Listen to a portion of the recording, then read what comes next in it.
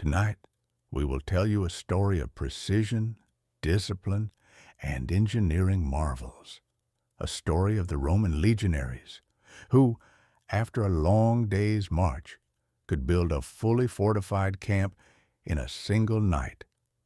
You will learn the secrets of their efficiency, the tools they carried, and the exact steps they took to transform an open field into an impregnable fortress.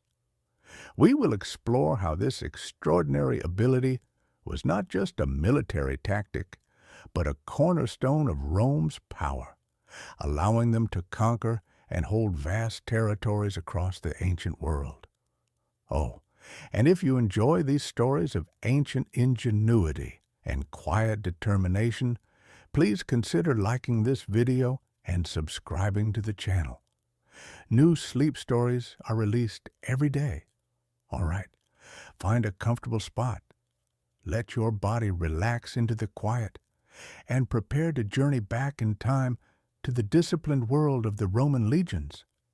Imagine the vast Roman army, thousands of men marching through unknown and often hostile lands. Each evening, as dusk approached, the same critical challenge arose: how to protect themselves from unseen dangers and potential attacks during the night. They could not simply halt and rest. Security had to be immediate, absolute, and repeatable every single day. Tonight, we step into a different kind of ancient world, one built not on myth and prophecy, but on discipline, engineering, and an unyielding will. We will explore the remarkable feats of the Roman legions and how they transformed any patch of ground into an impenetrable fortress in a single night. This was not a rare occurrence, but a daily ritual, a fundamental pillar of their military might, essential to their very survival and their relentless expansion across the vast reaches of the ancient world. Imagine, if you will, the Roman Empire, a vast and ever-expanding dominion, stretching its influence across continents. Its legions, the backbone of its power, were rarely stationary for long. They were the dynamic instruments of conquest, constantly pushing the boundaries of the known world, venturing deep into lands that were often wild, untamed, and fiercely defended. From the dense, shadowed forests of Germania, where the chill of the evening air carried the scent of damp earth and unseen eyes, to the sun-baked, arid deserts of North Africa, where the vast open plains offered no natural cover, and from the rugged, mist-shrouded mountains of Caledonia to the fertile rolling plains of Gaul, the Roman soldier was a man on the move, a tireless machine in the service of Rome. This constant march was driven by Rome's insatiable desire for expansion, for new resources, for greater prestige, and for unassailable strategic advantages. Each new territory brought not only wealth and power, but also the challenge of integrating diverse peoples and maintaining control over vast distances. But every mile gained, every river crossed, every mountain pass traversed was also a mile deeper into potentially hostile territory. The lands beyond Rome's established borders were not empty. They were home to numerous diverse tribes and peoples, many of whom viewed the approaching legions not as harbingers of civilization, but as brutal invaders. These indigenous populations, often skilled and courageous warriors themselves, knew their terrain intimately, possessing a deep understanding of every hidden path and natural ambush point. They employed clever guerrilla tactics, sudden ambushes from dense thickets, and swift, devastating raids to harass the slow-moving Roman columns. The distant sounds of the wilderness, the rustle of leaves, the call of an unknown bird could all be signs of impending danger, keeping the senses of the legionaries constantly alert. Consider the sheer scale and complexity of these operations. A full-strength Roman legion, at its peak, numbered around 5,000 heavily armed and meticulously equipped men, supported by thousands more auxiliary troops from conquered lands, very skilled cavalry, specialist engineers, and a vast baggage train. This train, stretching for miles, carried not only essential food and water, but also heavy siege equipment, portable artillery, medical supplies, and even the personal belongings of the officers. This was not a small raiding party, it was a mobile city, a self-contained ecosystem marching across vast distances day after day through all weathers and over every conceivable terrain. At the end of a long day's march, often covering 15 to 20 miles, these soldiers were utterly exhausted. They carried their own heavy packs, weighing upwards of 60 pounds, containing their personal gear, their formidable weapons, the gladius, the pilum, and their essential tools, the shovel and the pickaxe, which were as vital as their swords. Setting up camp was not a luxury. It was the absolute foundation of their nightly routine, a matter of immediate and profound survival. To simply halt for the night in an open field, exposed and vulnerable, without any form of prepared defense, would have been an unforgivable invitation to disaster. A surprise attack under the cover of darkness, launched by an unseen enemy, could decimate a legion in its sleep, turning order into chaos, undoing weeks or even months of arduous progress, shattering the morale of the entire force, and ultimately jeopardizing the success of the entire campaign. The Romans understood this fundamental truth with stark clarity. An army on the march, fatigued and unprepared, is an army at its most vulnerable. Therefore, robust, immediate, and comprehensive protection was not merely desirable. It was absolutely essential, a non-negotiable requirement for every single night, without fail. A secure defensive position had to be established, no matter the terrain, no matter the weather, no matter the hour of sunset.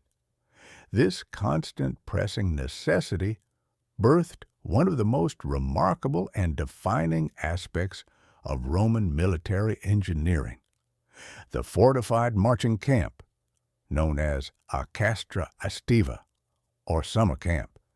Though they were meticulously built in all seasons and climates, it was a temporary fortress, a miniature, fully defensible city, constructed from scratch in a matter of hours, designed to provide immediate and comprehensive security for the entire force, no matter where they found themselves at sunset.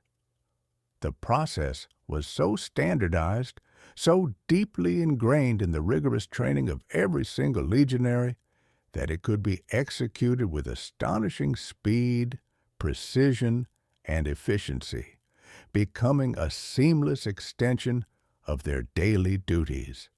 The meticulous planning and relentless disciplined execution of these nightly fortifications instilled a profound and unwavering sense of security within the legions. It meant that even in the heart of enemy territory, deep in unfamiliar lands, after a grueling day of marching or even intense fighting, the soldiers knew with absolute certainty that by nightfall they would be within the safety of sturdy walls and deep ditches, able to rest and recuperate, their sleep protected. This consistent provision of security allowed the Roman army to maintain its aggressive offensive momentum, reducing the debilitating risk of attrition from constant harassment and devastating surprise attacks. It transformed hostile, unpredictable landscapes into temporary, organized havens, enabling the legions to project their formidable power deep into unconquered lands and to hold ground once taken, establishing a firm foothold for future operations. This systematic approach to overnight security was an unparalleled strategic advantage over their often less organized adversaries. Most tribal forces, even large and formidable ones, relied on temporary, less structured encampments, or simply dispersed into the surrounding landscape for the night, seeking natural cover. They lacked the discipline, the advanced engineering capability, and the sheer logistical mastery to create a defensive perimeter of the Roman standard, a perimeter that could withstand a determined assault. This fundamental difference meant that while Roman legions could sleep soundly, knowing they were protected by their collective effort and precise engineering, their enemies often remained restless, always wary of a sudden counterattack or a swift Roman advance from an unexpectedly fortified position.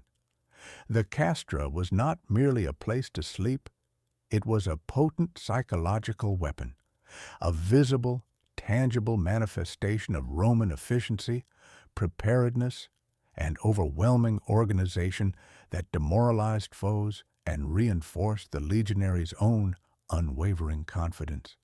It was a testament to their unwavering belief that every single detail, no matter how seemingly small, contributed directly to overall victory and the expansion of Rome's power.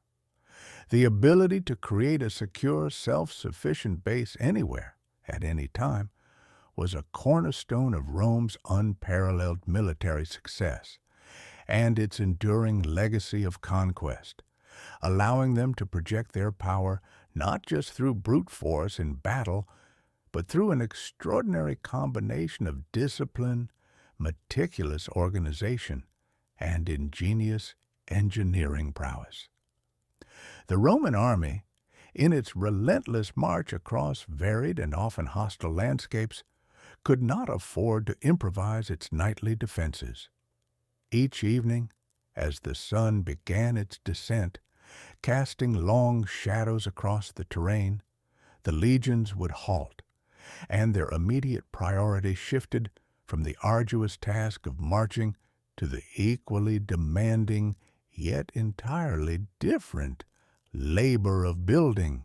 This critical need for instant, robust protection, a shield against the unknown dangers of the night, led to the development of a highly sophisticated and profoundly standardized system.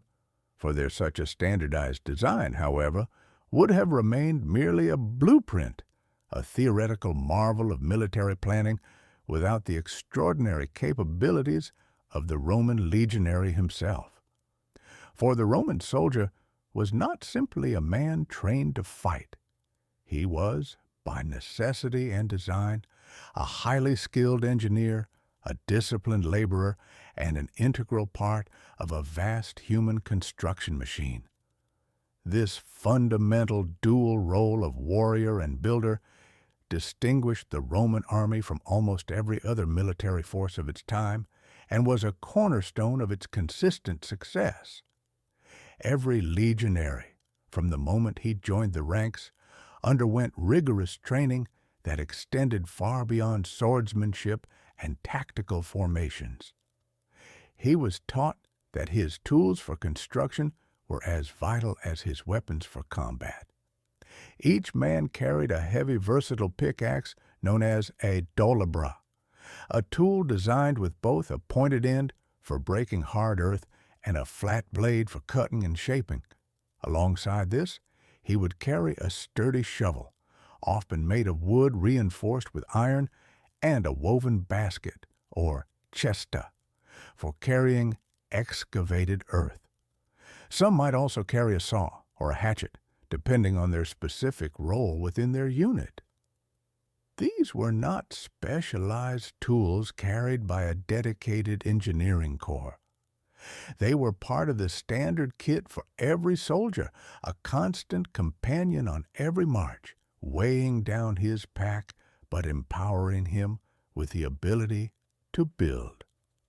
The genius of the Roman military system lay in its understanding that an army's ability to defend itself at a moment's notice was as crucial as its ability to attack. They knew that relying solely on a small contingent of specialized engineers would be too slow, too inflexible, and utterly insufficient for the scale of their operations. Instead, they democratized the engineering process. Every contubernium, the smallest unit of 8 men who shared a tent, was also a self-contained building team. Every centuria, comprising 10 contubernia, became a larger coordinated construction force. This meant that when the legions halted, thousands upon thousands of trained hands immediately set about the task of fortification, each knowing precisely their role and how to execute it with maximum efficiency. The training was relentless and practical. Recruits spent countless hours digging ditches, raising ramparts, and felling trees, not just as punishment or exercise, but as essential preparation for real-world operations. They learned to work in unison, to maintain a steady rhythm, and to understand the properties of different soils and materials. A centurion, the commander of a centuria, was not only a combat leader, but also a foreman, overseeing the precise execution of the engineering tasks.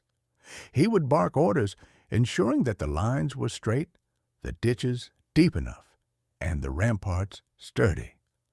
The men learned to respond instantly to commands, to coordinate their efforts, and to perform physically demanding labor for hours on end, often after a long day's march. The air would fill with a rhythmic thud of dolabray, hitting the earth, the scraping of shovels, and the grunts of effort as men strained to lift heavy baskets of soil. This collective, coordinated effort, born of tireless drilling and unwavering discipline, transformed what might seem like an impossible task for others into a routine operation for the Roman legions. It was this ingrained universal engineering capability that allowed them to project their power across vast distances, securing every inch of conquered territory with an almost immediate and formidable presence. As the Roman legions, after a day's arduous march, would finally reach the designated location for their overnight stay, a remarkable transformation began. The disciplined columns, which had moved as one on the roads and trails, now spread out, but not in disarray.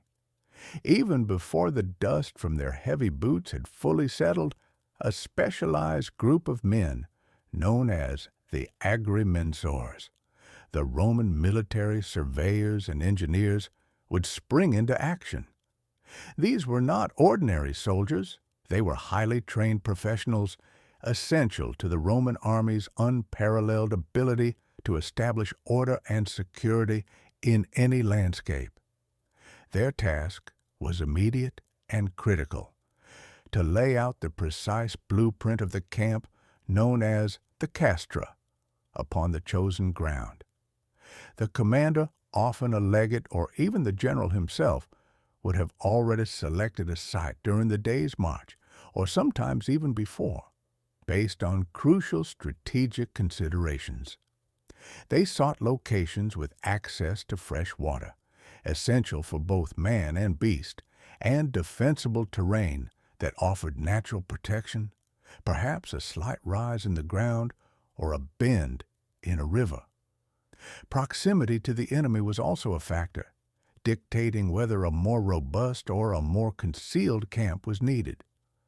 This initial choice of ground was a tactical decision of immense importance, as it laid the groundwork for the safety and efficiency of the entire legion for the coming night.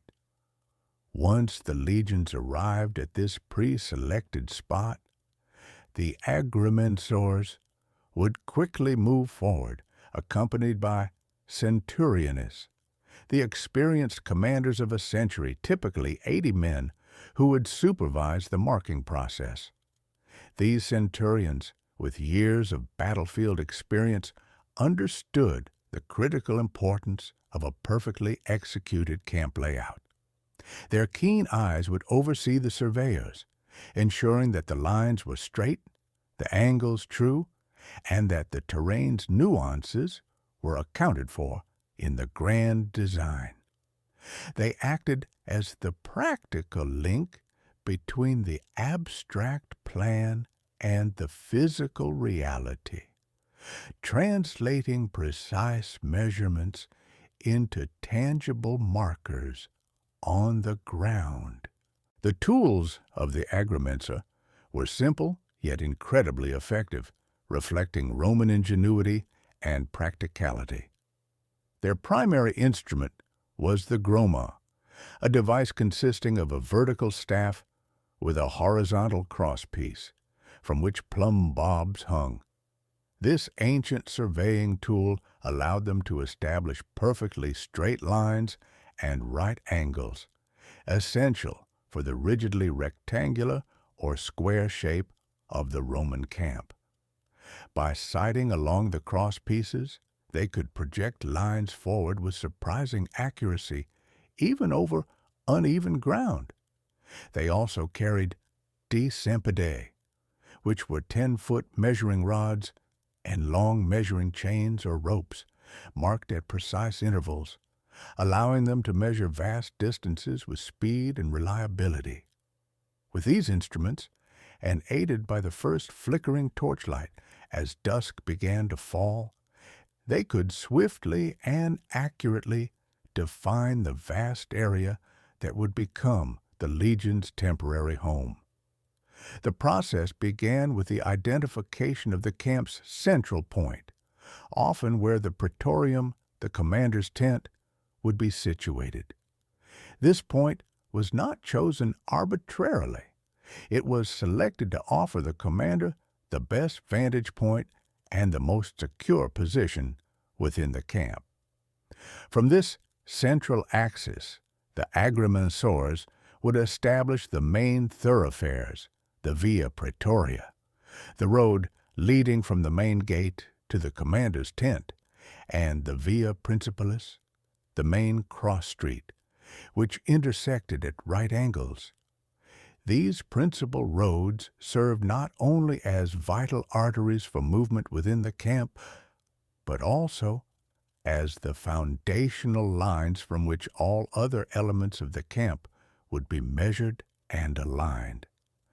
The precision in marking these initial lines was paramount, as any error here would ripple through the entire design, compromising the efficiency and defensive integrity of the whole structure.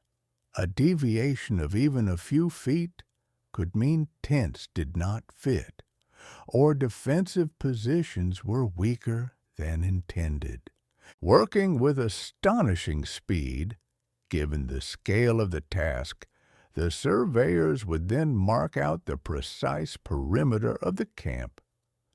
This involved measuring hundreds of feet, sometimes even a mile or more, to define the outer boundary where the defensive ditch and rampart would be constructed. They would use colored flags, wooden stakes driven into the earth, or even small piles of stones to clearly delineate these lines, ensuring that every legionary who followed knew exactly where to dig or build. The setting sun would often cast long shadows as they worked, and the cool evening air would begin to settle, yet their movements were swift and coordinated, reflecting years of practice and an ingrained understanding of their vital role.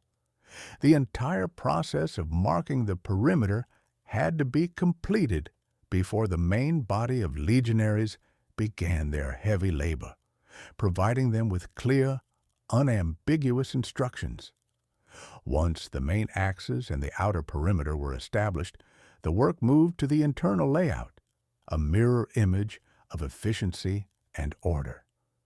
The agrimensors would mark the locations for the various units, ensuring that each cohort, a military unit of typically 480 men, and century, had its designated space for tents. The layout was rigidly standardized, meaning a legionary always knew where his tent would be relative to his unit and where his unit was relative to the rest of the camp, regardless of where they were in the vast Roman Empire. This predictable order was crucial for rapid deployment, efficient resupply, and maintaining discipline, even in the dead of night. There was no confusion, no wasted time searching for one's place. Every man knew his spot in the grand scheme. The careful planning extended to every detail, down to the placement of auxiliary services. The valetudinarium, the field hospital, was always positioned in a quiet, accessible area, yet protected from the main thoroughfares. The questorium, where supplies were stored, was centrally located for easy distribution. The forum, a central open area for assemblies and daily activities, provided space for parades and announcements. Each of these vital areas had its precise, predetermined location within the camp's grid, ensuring that essential services were accessible and organized. This meticulous internal arrangement meant that even in the chaos of a sudden attack, every soldier knew where to go, where to find aid, and where to muster for defense. The camp, though temporary and built in haste, functioned with the precision of a small mobile city, designed for maximum military effectiveness. The extraordinary efficiency of this initial surveying phase directly impacted the speed and strength of the subsequent construction. By having every line and every corner precisely marked, the thousands of legionaries who would then pick up their tools did not waste a single moment in confusion or remeasurement. They simply followed the clear directives laid out before them, each man knowing his specific task within the larger, perfectly defined framework. This systematic approach, honed over centuries of military campaigns and reinforced by constant training, allowed the Roman army to erect formidable fortifications in a matter of hours, turning an open field into a secure stronghold before nightfall. The ability to create such a detailed and robust plan on the fly, with such accuracy and speed, was a testament to Roman engineering prowess and their unyielding dedication to military discipline. It was this foundational step, the precise marking of the castra, that set the stage for the incredible feat of building a complete, defensible camp in a single night, a silent, powerful display of Rome's military might. As soon as the precise lines of the camp had been marked and the engineers had confirmed their calculations, the entire legion, without a single wasted movement, transitioned from marching formation to construction crews. The immediate and paramount priority for every Roman legionary was the excavation of the fossa, the formidable defensive ditch that would encircle the entire perimeter of their temporary fortress. This was not a mere symbolic furrow in the ground. It was a deeply engineered obstacle, designed to be both a physical barrier and a psychological deterrent to any potential attacker. Each soldier carried a dolabra, a multi-purpose tool that was part pickaxe, part shovel.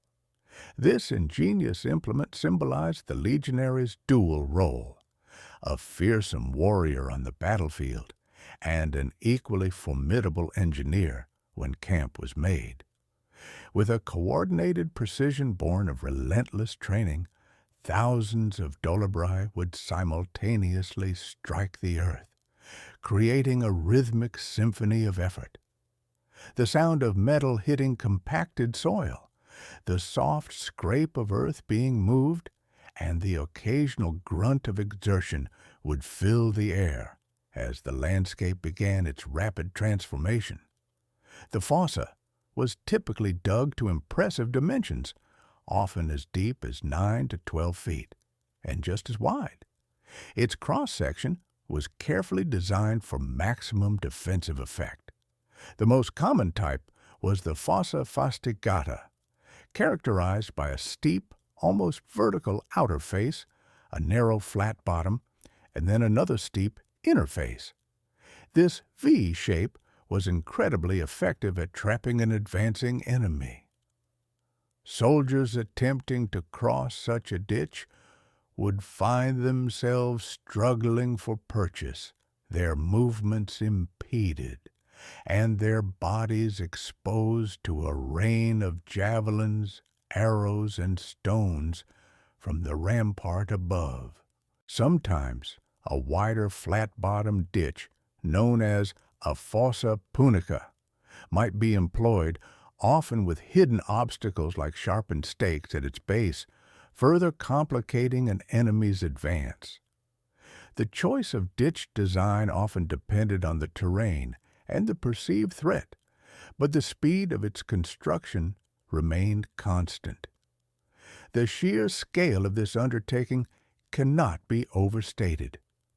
Imagine a perimeter that could stretch for well over a mile, sometimes 2, depending on the size of the legionary force. Yet, the work proceeded with an almost unnatural speed. Centurions, the experienced leaders of each century, would oversee their assigned sections, ensuring that the dimensions were exact, the angles precise, and the work flowed without interruption. They were not merely supervisors, they were often seen digging alongside their men, setting an example of tireless dedication. The discipline was absolute, and every soldier understood that their collective safety depended on the swift completion of this vital first line of defense. As the earth was excavated from the fossa, it was not simply tossed aside. This was where the Roman genius for efficiency truly shone. Every single shovelful of soil was purposefully thrown inwards, behind the line of the ditch, forming the base of what would immediately become the vallum, the camp's primary defensive rampart. This simultaneous construction of a ditch and a wall meant that no effort was wasted. The deeper the ditch grew, the higher and more substantial the rampart became, creating a formidable defensive barrier in a remarkably short period.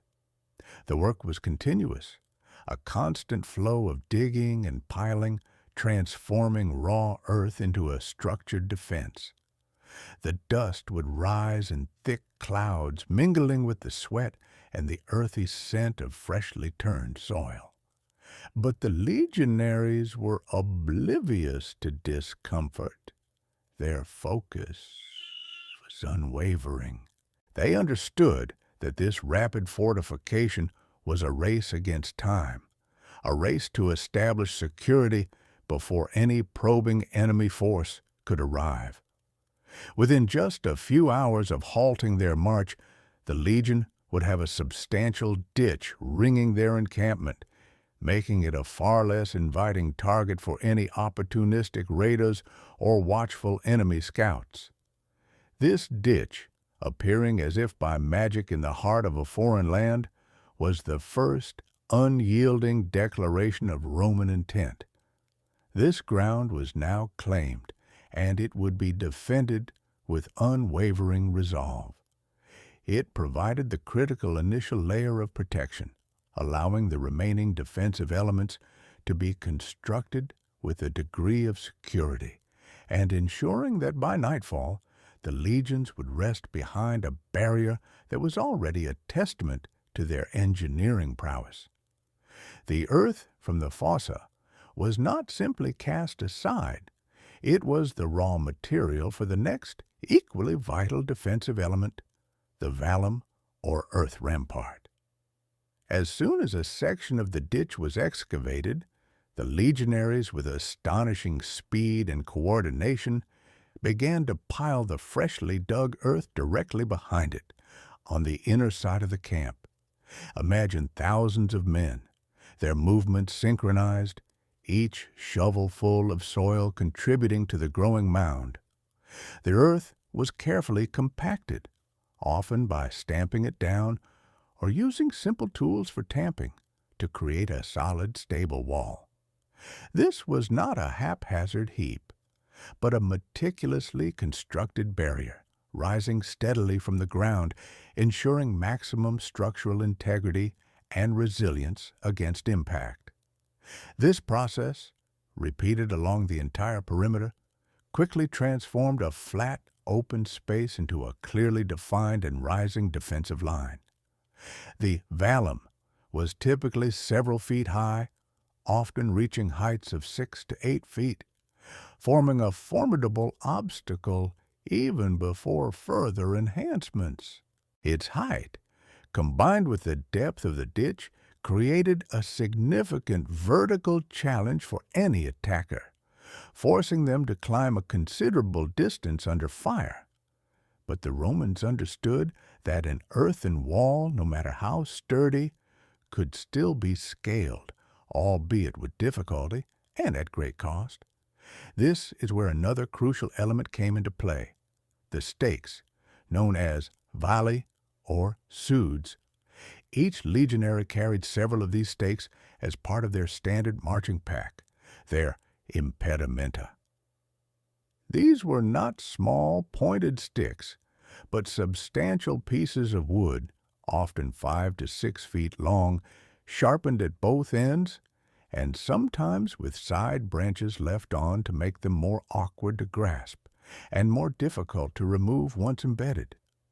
They were specifically designed to be difficult to pull out once driven firmly into the ground. As the rampart grew, these stakes were driven into its top and outer face, angled outwards, forming a dense, bristling palisade. The rhythmic sound of hammers or mallets striking wood would have echoed across the building site, a persistent, powerful testament to the camp's rapid construction and the unwavering commitment of the legionaries to their collective security.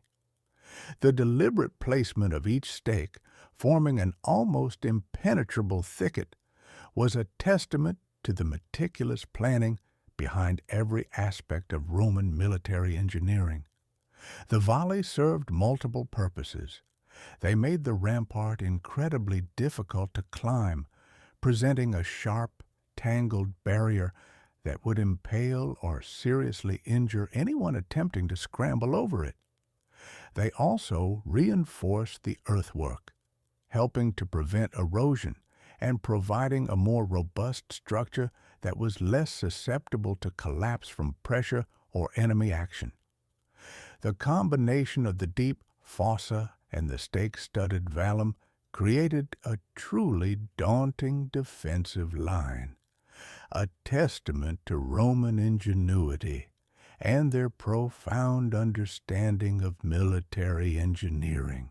This double barrier meant that any enemy approaching the camp would first have to navigate a wide, deep ditch, often under a hail of projectiles from the elevated defenders, and then face a steep, slippery earthen wall bristling with sharp wooden spikes. The psychological effect alone would have been immense, broadcasting a clear message to any potential adversary. This was a place not to be easily breached, a temporary fortress built with a permanent resolve. It communicated strength, discipline, and an unyielding readiness for conflict, serving as a powerful deterrent that often caused attackers to reconsider their assault entirely. This methodical construction meant that even as some parts of the perimeter were still being dug, other sections were already seeing the rampart rise and the stakes being hammered into place. The process was fluid, continuous, and highly efficient, a well-oiled machine of human labor. Every man knew his role, honed through countless drills and actual deployments, and the collective effort transformed an open field into a fortified stronghold with remarkable speed. The air would have been thick with the scent of freshly turned earth, the tang of sweat, and the earthy aroma of cut wood, a primal blend of human endeavor and natural materials, a symphony of construction, the site of the vallum taking shape, growing taller and stronger with every passing minute, must have been profoundly reassuring to the weary legionaries after a long day's march, offering a tangible promise of safety and a secure place for rest, and deeply unsettling to any lurking enemy scouts who observed the rapid transformation. It was a visible manifestation of Roman discipline and power, a temporary but impregnable barrier against the wild, untamed world outside. The construction of the vallum was not merely about piling earth. It was about shaping the landscape to serve a precise military purpose. The inner slope of the rampart was often less steep, designed to allow legionaries to stand on it comfortably and gain an elevated position from which to defend. This elevated platform provided an excellent vantage point for archers, slingers, and javelin throwers to rain down projectiles on any attackers caught in the ditch below, creating a deadly kill zone. The top of the vallum was also wide enough in most places to allow for rapid patrols and the efficient movement of defenders, ensuring that any weak point could be quickly reinforced or any localized attack swiftly repelled. Furthermore, this inner side provided a sheltered pathway for troops to move securely within the camp, hidden from outside view, allowing for strategic repositioning during an attack without exposing themselves to external threats. The consistency of this design was a cornerstone of Roman military success.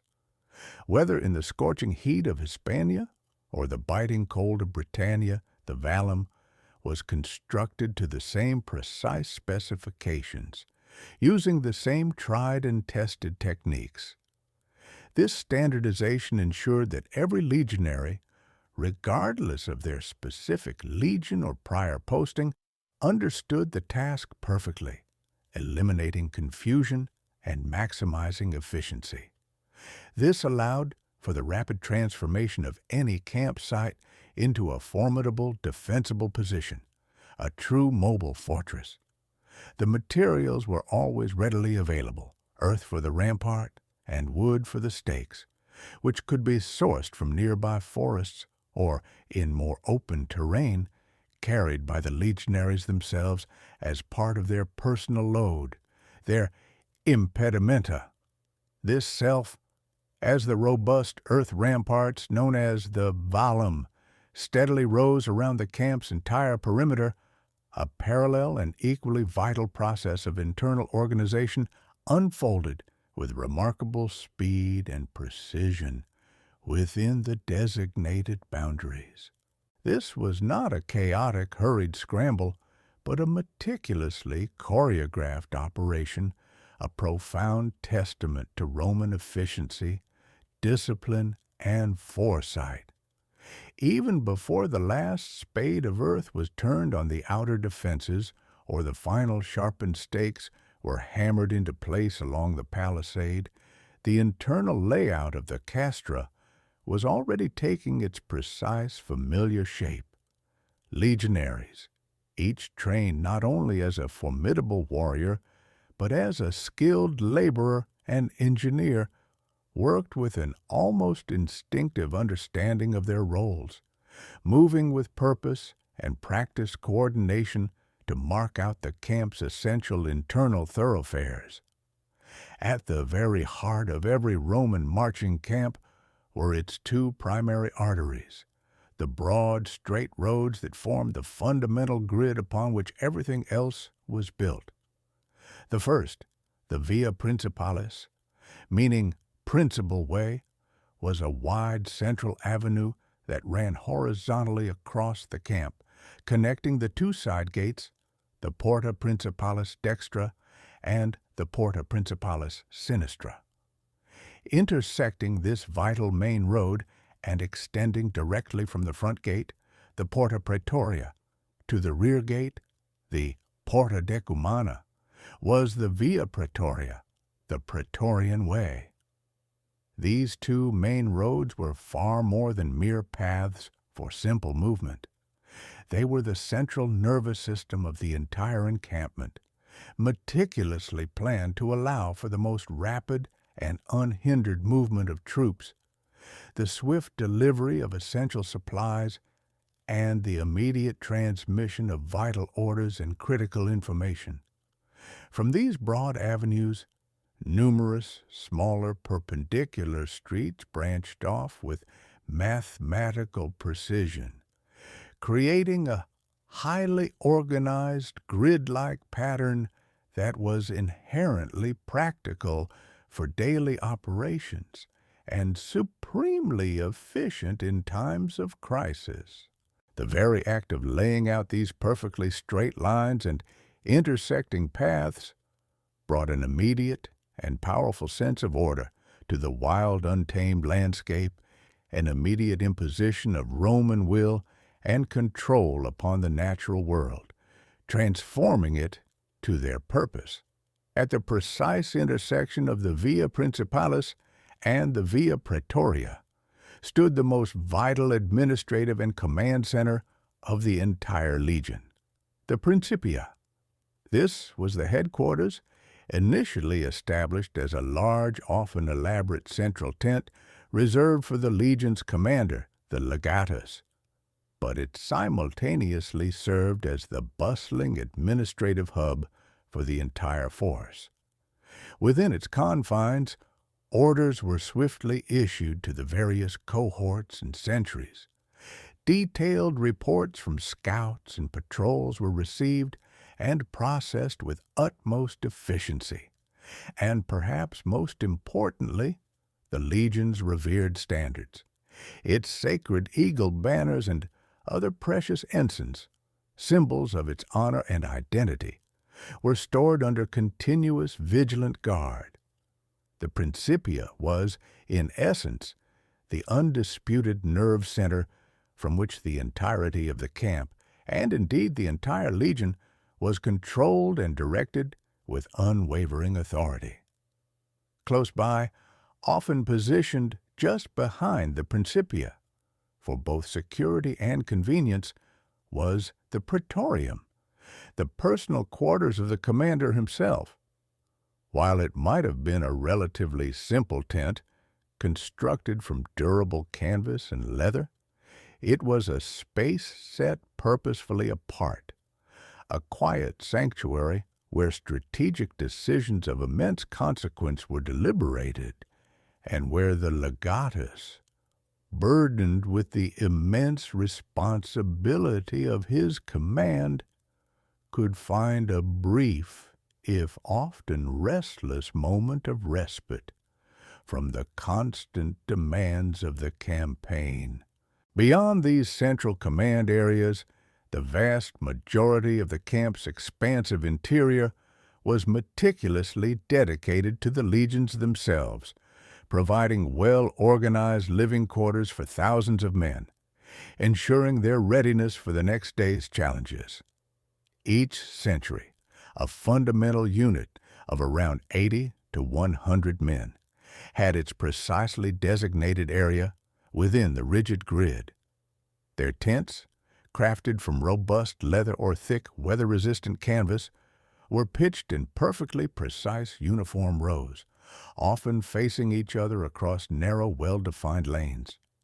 These were not individual tents for each soldier. Instead, each one, known as a contubernium, was designed to house 8 legionaries who would share the space, their equipment, and their daily burdens, fostering a strong sense of camaraderie and mutual dependence. The remarkable sight of hundreds, sometimes thousands, of these identical, dark, conical, or rectangular tents rising in perfect alignment across the newly tamed plain would have been a powerful and immediate demonstration of Roman discipline, their unwavering commitment to order, and their extraordinary organizational prowess. The air would have been filled with the steady rhythmic thud of mallets driving wooden stakes deep into the earth, the soft, pervasive rustle of canvas as tents were unfurled and erected, and the quiet, authoritative commands of centurions guiding their men. All these sounds contributed to the unique, industrious symphony of a Roman camp being born from nothing, transforming a patch of wilderness into a temporary but fully functional city. Beyond the structured living quarters, specific and crucial areas were swiftly set aside for essential services and logistical support, ensuring the legion's sustained operational capability without interruption.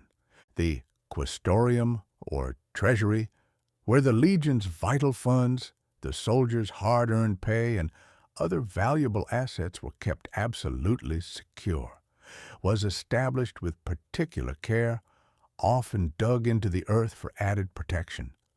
Large supply depots, carefully designated and quickly erected, were filled with vital provisions such as grain, dried meat, wine, and other necessary foodstuffs, guaranteeing that the troops would be well fed and adequately resourced throughout their stay, ready for any prolonged engagement. Even a rudimentary valetudinarium, a field hospital, would be swiftly set up and staffed by trained medical personnel ready to tend to any injuries or illnesses that might arise during the night's rest or the following day's inevitable march or engagement.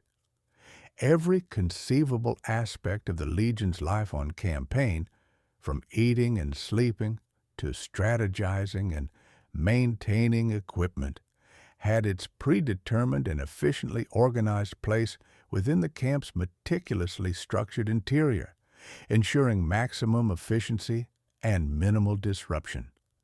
This extraordinary internal order was not merely about convenience or aesthetic uniformity. It was a fundamental and deeply ingrained part of Roman military strategy, a silent weapon in itself that contributed directly to their unparalleled success.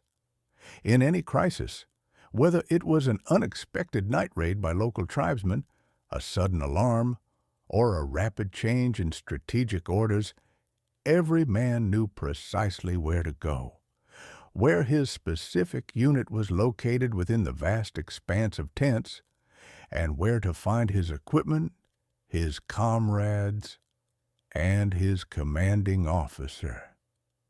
There was no confusion, no wasted time in a frantic search for a missing comrade or a vital supply, which could be catastrophic in battle.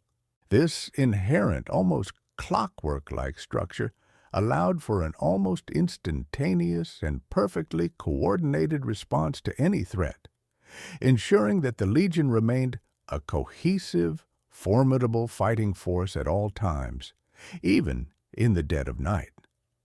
The profound sense of security, of being an integral part of a larger, perfectly ordered and self-sufficient machine, was palpable within these temporary walls. It was a place of refuge, meticulously constructed from the ground up, where the weary legionary could finally, if only for a few hours, lower his guard and find a measure of true rest, knowing implicitly that the very ground beneath his feet had been shaped by his own hands, and the collective hands of his comrades transformed into an impenetrable fortress for the night. The efficiency and speed with which this internal world sprang into being, synchronized perfectly with the rising outer defenses, was truly remarkable, a cornerstone of Roman military might that allowed them to project power across vast distances and hostile territories. As the last of the tent pegs found their purchase, and the internal streets of the camp, now known as the Viae, began to take their familiar shape, another crucial phase of construction commenced almost simultaneously. This was the final sealing of the perimeter, the creation of the controlled entry and exit points that would transform a mere fortified line into a truly secure stronghold.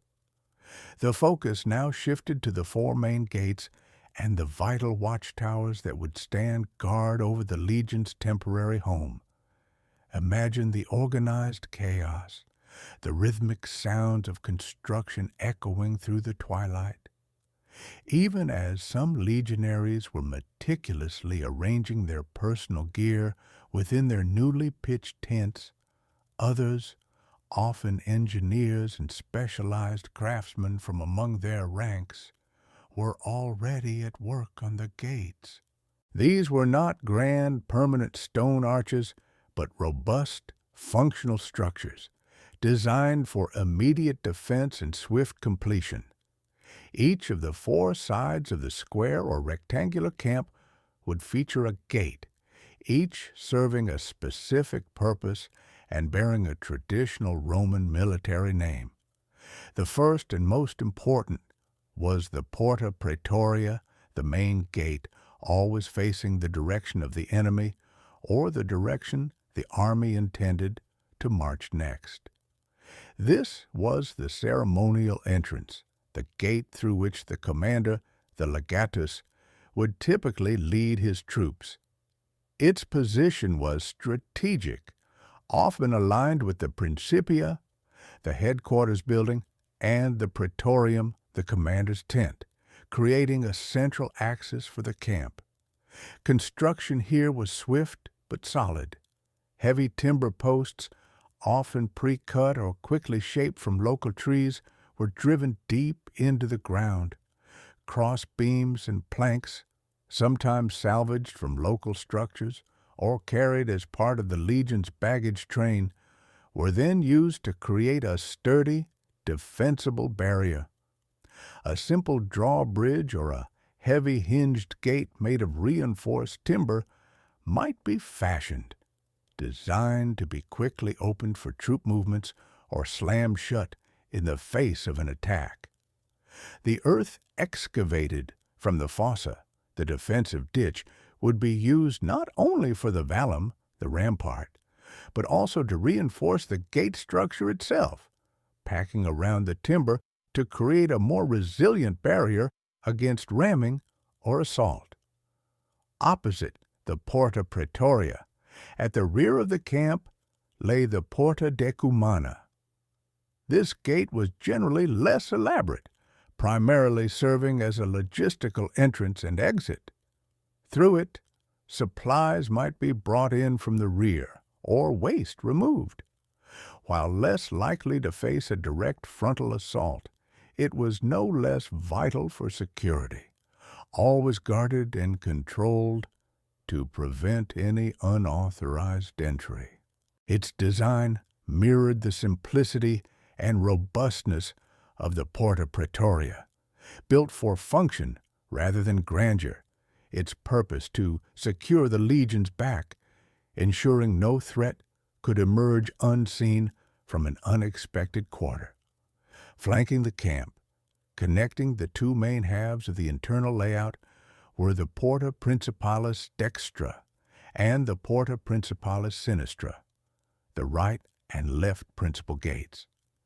These gates were crucial for the internal movement of troops, allowing quick redeployment from one side of the camp to another during battle or drills. They were also exit points for flanking maneuvers or foraging parties. Like their counterparts, these side gates were robustly built from timber and earth, their construction echoing the same efficiency and precision seen throughout the entire camp-building process. Each gate, regardless of its specific function, was a testament to the Roman legionaries' ability to rapidly construct a secure and functional entrance. Every joint was secure, every timber driven deep, every earthwork packed tight, ensuring that the camp, once entered, became a sealed and protected space. As the gates took shape, simultaneously, the watchtowers began to rise. These were not the towering stone structures of permanent fortresses, but temporary wooden sentry posts, quickly erected at each gate and at the corners of the vallum, the earthen rampart. Sometimes, along particularly long stretches of the rampart, intermediate towers would also be constructed to ensure full visual coverage of the surrounding terrain. Imagine the creak of ropes as the prefabricated sections of the towers or freshly cut timber were hoisted into place. These towers, though simple, provided an elevated vantage point, allowing sentries to scan the distant horizon for any sign of movement, any dust cloud that might signify an approaching enemy. From these elevated positions, archers or slingers could also pour down fire upon any attackers attempting to breach the fossa and scale the vallum. The very presence of these towers, even in the dim light of dawn or the deep shadows of night, served as a powerful visual deterrent, a clear message to any potential foe that this Roman camp was vigilant, prepared, and formidable. By the time the last rays of the setting sun faded, or by the first light of dawn if the march had continued late into the night, the Roman legionary camp was complete. The deep, wide ditch formed an initial obstacle. The formidable earthen rampart rose behind it, and now the sturdy gates and vigilant watchtowers sealed the perimeter. A fully enclosed, self-sufficient, and highly defensible sanctuary had been conjured from raw earth and timber, often in a matter of hours.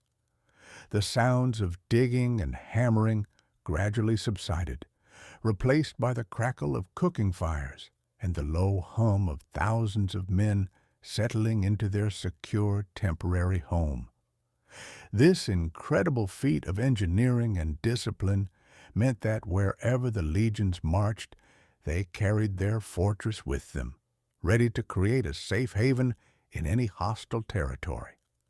This ability to instantly fortify any position was a cornerstone of Rome's military dominance, a silent testament to the ingenuity and unwavering resolve of her legionaries. As the last of the temporary watchtowers rose, their sturdy timber frames silhouetted sharp against the deepening twilight, and the heavy timber gates from felled timber swung shut with a resounding thud. A profound transformation had occurred. What was moments ago an open field, exposed to the elements and any lurking danger, had become the completed camp. Though temporary in its initial purpose, stood as a formidable fortress in miniature, providing an immediate and profound sense of security for the legions. Within its carefully demarcated boundaries, the weary soldiers could finally rest, knowing that they were shielded from the dangers of the unknown night. The sounds of the surrounding wilderness, the rustling leaves, the distant calls of nocturnal creatures were muffled by the rampart and the deep ditch, creating an auditory barrier that enhanced the feeling of safety and fostered calm and restorative sleep. This meticulously constructed haven was not merely a place to sleep. It was a sanctuary where the legionaries could tend to their wounds, repair their equipment, and prepare for the next day's march or battle with renewed vigor. The Principia, the headquarters building, now stood ready, a central nervous system from which orders could be issued and intelligence gathered with efficiency. The valetudinarium, the field hospital, offered a place for the sick and injured to receive care, ensuring that the fighting strength and health of the legion was maintained. Every aspect of the castra, from the precise alignment of the tents to the strategic positioning of the gates and the logical flow of internal roads, contributed to an environment of pervasive order, discipline, and preparedness. This intricate internal structure, replicated uniformly across countless camps, meant that any legionary arriving at any castra immediately knew exactly where everything was, from the commander's tent to the water supply, minimizing confusion and maximizing readiness. This extraordinary ability of the Roman legionaries to instantly fortify any position, to transform a raw piece of ground into a defensible base in a single night, was far more than a mere logistical marvel. It was a cornerstone of Rome's relentless military dominance and its unprecedented expansion across the ancient world. This systematic and disciplined approach to encampment meant that Roman legions could operate with an unparalleled level of confidence and resilience deep within hostile territories, often far from their established supply lines. They carried their defensive strength with them, effectively creating mobile, impregnable strongholds wherever they halted. This denied their enemies the crucial advantage of surprise attacks during the vulnerable hours of darkness, or when the soldiers were at rest. For the enemy, the sight of a Roman army, having marched all day, then systematically erecting a fully fortified camp by nightfall, was a powerful psychological weapon.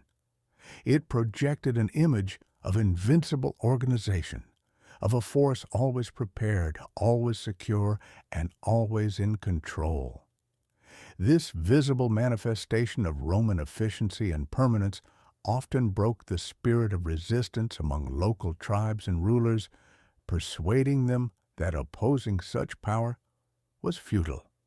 The castra allowed Roman commanders to extend their campaigns for months, even years, without needing to retreat to friendly territory for resupply or recuperation. Each camp became a temporary logistical hub, a secure depot for provisions, weapons, and tools, as well as a centralized point for communication, strategic planning, and coordination of troop movements across vast distances. This self-sufficiency and the ability to establish secure forward operating bases were critical in sustained campaigns against diverse and often elusive adversaries, allowing Rome to project power beyond its initial borders. Moreover, this practice of building fortified camps was instrumental in the long-term consolidation of Roman power and the establishment of its empire.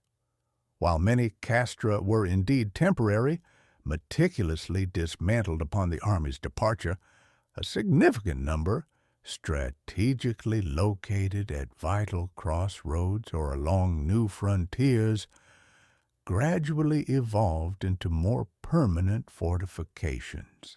These permanent camps, known as castra stativa, often became the nuclei of future towns and cities.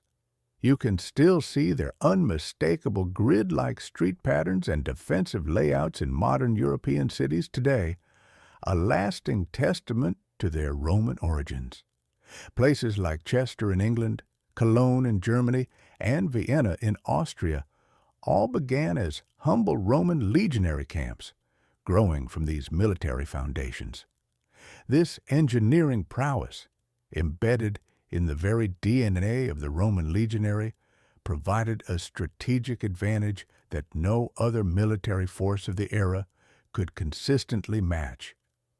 It allowed Rome to conquer new lands, not just through the might of its legions on the battlefield, but by establishing a physical, visible presence that secured newly conquered territories and projected an undeniable sense of Roman authority and permanence.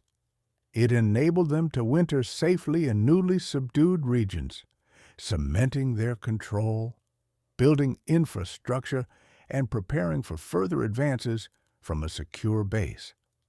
The ability to transform any landscape into a controlled Roman space, to bring order and security even to the wildest and most untamed frontiers, was a fundamental pillar upon which the vast Roman Empire was built and sustained.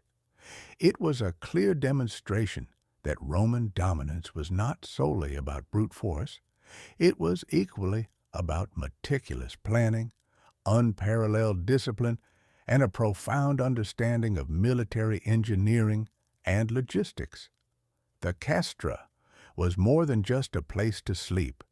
It was a dynamic and indispensable component of the Roman military machine, a living testament to their genius, their relentless pursuit of order, and their determination to impose their will upon the world.